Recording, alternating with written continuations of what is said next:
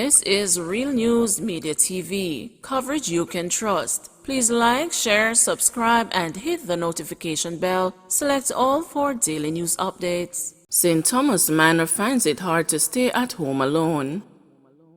The recent abduction of 9-year-old Felicia Prushaw and a 13-year-old Winchie Barrett are affecting another St. Thomas Manor who finds it hard to stay at home alone. Cydia Cruikshank, 13, is the one facing that challenge. With a smartphone in one hand, a pencil in another, and a book laid out in front of her, Cruikshank was observed participating in online school at the Morant Bay Market. She told the news that she is more comfortable accompanying her mother and grandmother there every day. I feel like he is in the house. I am afraid to be in the house by myself. I don't feel no way coming here. I am all right here and I am learning, the student of Portmore Primary and Junior High School said as she glanced at her younger brother, 6-year-old Antoine Bailey, who is also attending online classes. I don't like staying at home by myself, Cruikshank explained. I hope them catch him soon, she added. Meanwhile, her 56-year-old grandmother, Petrona Walters, told the news she did not dismiss her grandmother's fears and made the decision to keep her grandchildren close by while she sells her produce in the market. I get afraid to leave them at home. I used to leave them with them great-grandmother at home, but she can't manage. But you see what is going on now and how they are taking away the kids from them? I prefer them come with me, Walters said. According to Walters, the family of 5 lives on Lissons Road, some 45 miles away from Bath, but despite the distance, she said she does not feel good if they are not beside her. Me not leaving them. Them can stay here and go to school. For now, I think this is best, Walters stated. If me leave them, I go fret whole day. Once me see them, me alright, she continued, noting that all the adults have to work and so there is no one to stay with the children at their home. Recently, Prushaw was abducted from her home in Bath, resulting in hundreds of people, police and army personnel, and members of the community searching for her. She was found alive last Saturday morning. Barrett went missing around 4 p.m. last Saturday evening while she was tending to pigs along with her older sister. She was subsequently found on Monday by a similar search party. Police are still searching for the prime suspect in the abductions, Davian Bryan, whom they say is before the court on rape and illegal possession of firearm charges in the neighboring parish of Portland.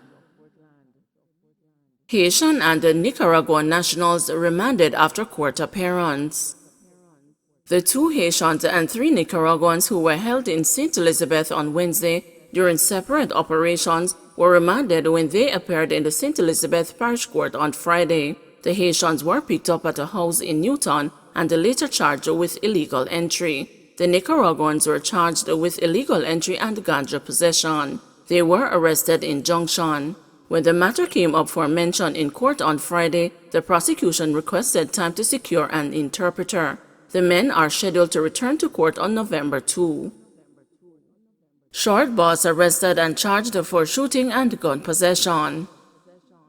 22-year-old Martin Colley, otherwise called the short boss of Mandela Terrace, Kingston 11, was arrested and charged with shooting with intent and illegal possession of firearm and ammunition following an incident in his community on Monday, September 27. The incident was reported to the police and following investigations, Colley was arrested for the offenses on Monday, October 18 and was charged Friday, October 22.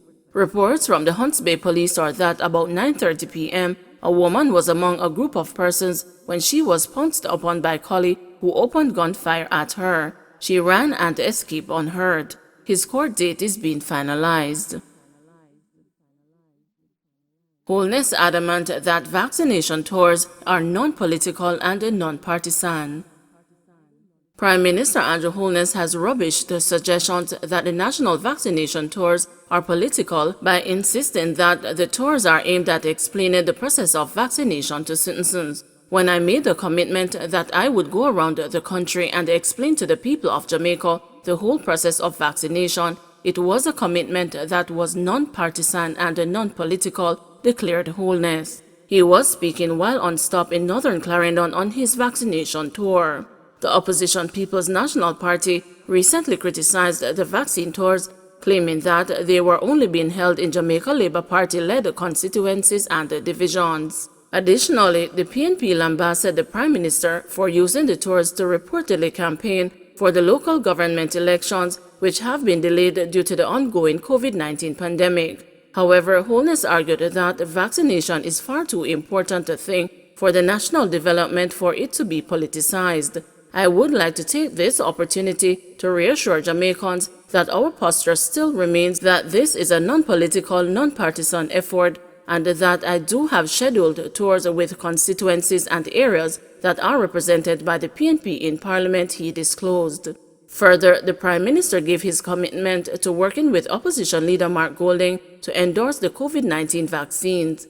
Meanwhile, Holness urged Jamaicans not to become complacent as the island's coronavirus infections continue to show signs of decline. We are observing that Jamaicans are once again starting to relax, he said, adding that the potential for another wave of the respiratory illness existed and the warning signs were being sounded by the health professionals. So I think Jamaicans should not become complacent, and we should still maintain a high level of vigilance by wearing our mask, practicing social distancing, hand sanitizing, but most importantly, taking the vaccines, he pleaded. NEPA investigates a Portmore fish kill.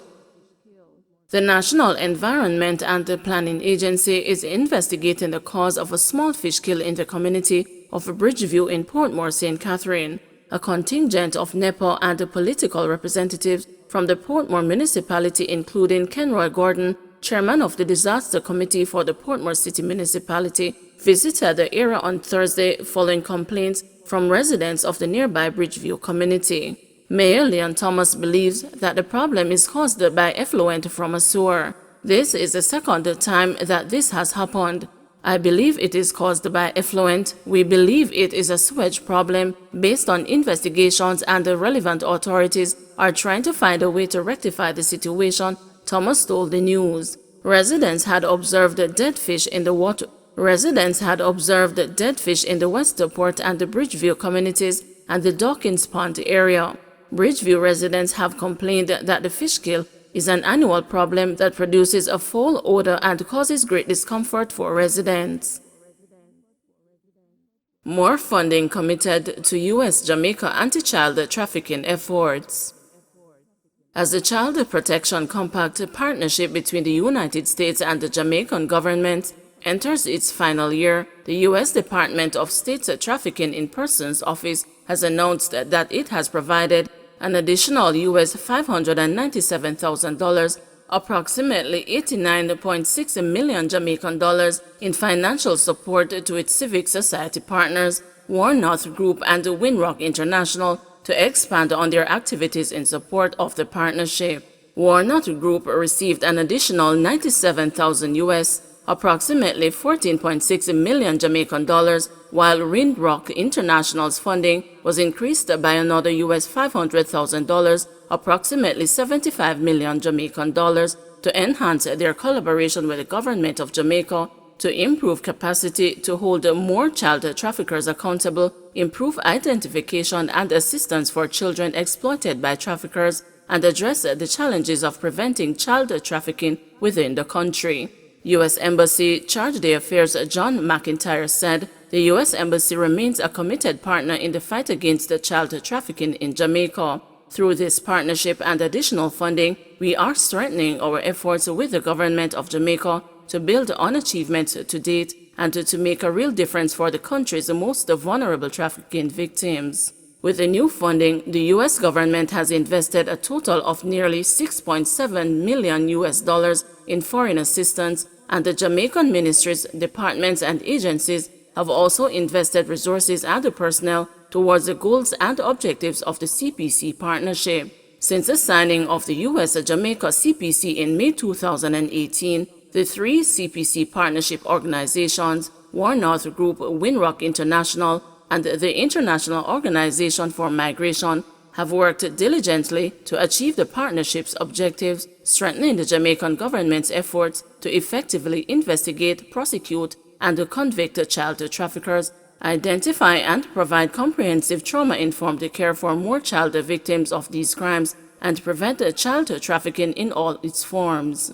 The additional funds are to help increase the time and the scope of the CPC Partnership Organization's efforts, which in collaboration with the Jamaican government have created a national referral mechanism for the country, delivered trainings to judges and the prosecutors on implementing Jamaica's anti-trafficking law, and supporting child victims during criminal justice proceedings, and supported the creation of screening tools to better identify victims. Window Rock International is to pursue their work into 2022, with War North Group continuing into 2023. The International Organization for Migration is to continue their work into 2022. Don't forget to like, share, subscribe, and hit the notification bell. Select all for daily news updates.